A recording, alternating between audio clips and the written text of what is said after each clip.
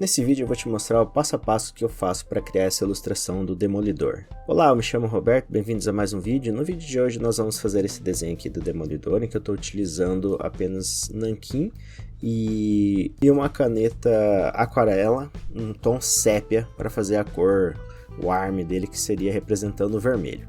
Então vamos ver. Primeiramente eu começo aqui fazendo um desenho, utilizando um esqueleto básico, né? Faço mais ou menos um desenho já pensando na forma que eu quero fazer.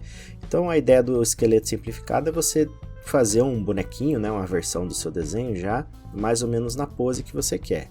Então eu vou criando algumas estruturazinhas ali, já separando o corpo do personagem. Então faço isso de uma forma que fique fácil para eu entender como que eu vou criar. Então aqui você pode fazer com lápis bem solto, né? Não precisa se preocupar muito em deixar o desenho bonito. Faz a marcação certinho de como vai ser os músculos dele, né? Como eu faço o meu desenho sempre no estilo mais cartunesco e tal, não preciso me preocupar tanto com alguns detalhes corretos. Mas se você estiver fazendo no estilo mais próximo do realista, aí você vai ter que ter uma anatomia mais certa.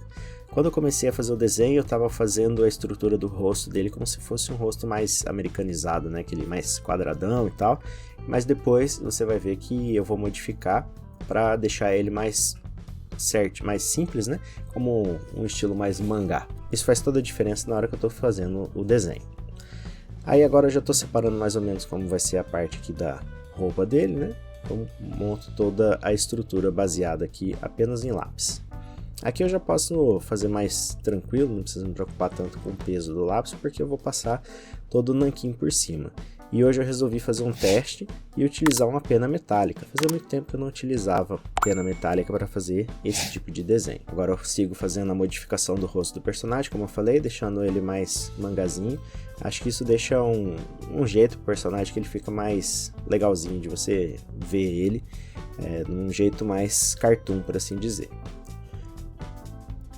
Aí agora sim, preparo minha pena, eu já vou dar uma leve apagada aqui no desenho, né? Não precisa apagar muito firme, mas deixo ele certinho. Eu estou usando aqui um nanquim da Koh-i-Noor, é um nanquim bem legal, eu comprei uma versão de 20 gramas, 20 ml, né?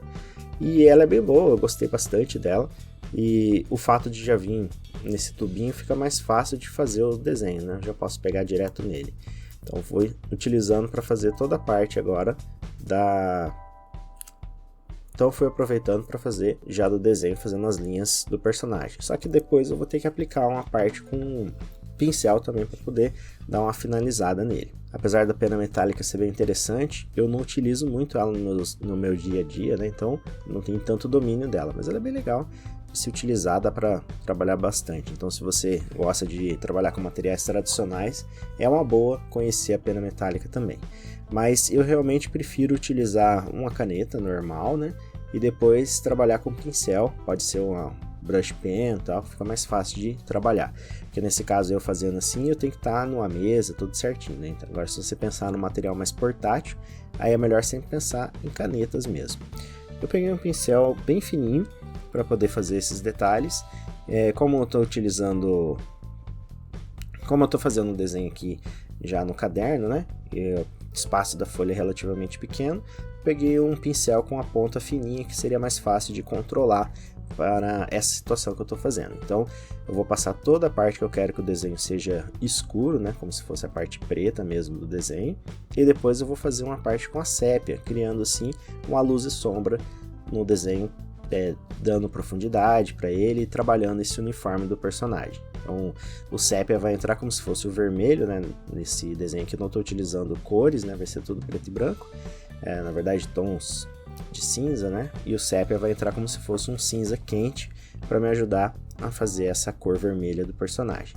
Então trabalho aqui a luz e sombra, mais ou menos a parte que eu quero deixar escuro e tal, e vou passando bem tranquilo com o pincel mesmo. Agora eu vou passando a tom sépia com uma water brush, aquela que eu mostrei para vocês nos vídeos anteriores, né? Que eu tenho uma aquarela líquida, né? Eu coloquei aquarela sépia nela e eu vou utilizando. Fica bem legal, é fácil de usar, só que o problema é que ela solta muita tinta, então direto eu tenho que usar um papelzinho ali para poder dar uma limpada nele, senão vai ficar borrado. Você vai ver até aqui no joelho esquerdo do personagem, né? Ficou uma parte que ficou bem molhadinha, tive que esperar um pouco para poder utilizar, continuar o desenho. Aí agora eu vou passar uma caneta para fazer o fio, né, do nunchaku dele, que ele utiliza para poder se locomover por aí e bater nos outros.